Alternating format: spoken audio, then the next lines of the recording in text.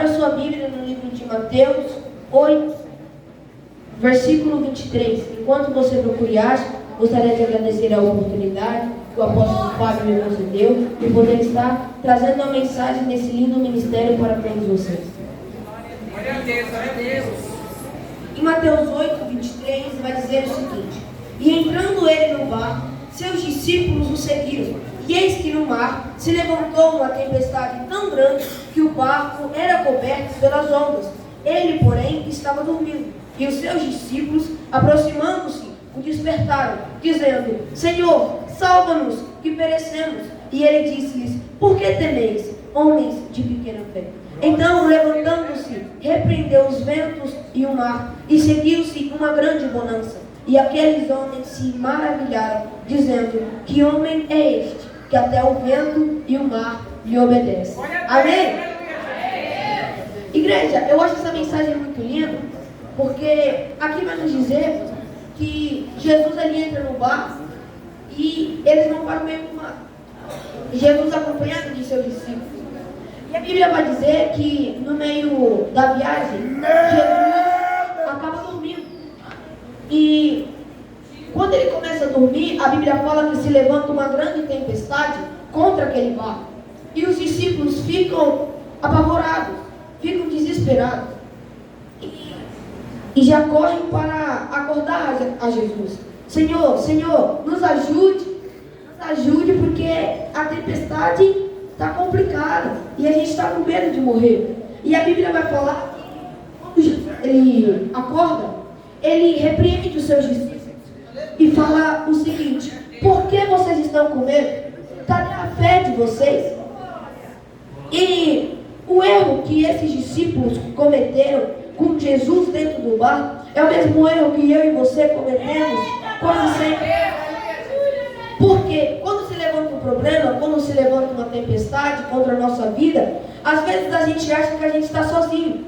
Às vezes a gente acha que é a gente por a gente. Às vezes, quando se levanta um problema, se levanta uma prova, uma tempestade, como está dizendo na Bíblia, contra a nossa vida, às vezes a gente começa a se desesperar. Senhor, meu Deus, o que é que eu vou fazer? Eu vou pedir ajuda para o meu vizinho da direita, vou pedir ajuda para o meu vizinho da esquerda, vou falar com o meu melhor amigo, vou falar com o meu pai, vou falar com minha mãe. Mas Deus repreende seus discípulos. Por quê? Porque eles estavam no meio da tempestade, se apavoraram. Por quê? Porque eles esqueceram que Jesus ele estava no barco. Olha o que é que Deus está querendo nos dizer. Filho meu, acalma o teu coração. Quando você estiver no meio de uma prova, no meio de um problema, no meio de uma angústia, de uma aflição, nunca se esqueça que eu estou com você no barco.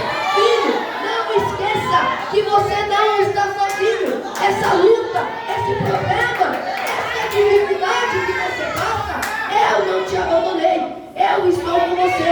E toda vez que você se lembrar que você tem um Deus que luta por você, Ele acordará, se levantará e não terá vento, não terá tempestade, não terá problema, não terá chuva, não terá mar, não terá oceano, não terá problema que pare Deus lutando por você. Quando Jesus entra no campo de batalha, não tem adversário, não tem adversidade, não tem problema. Quando Jesus entra no campo de batalha, pode ter certeza que Ele entra para trazer a sua vitória.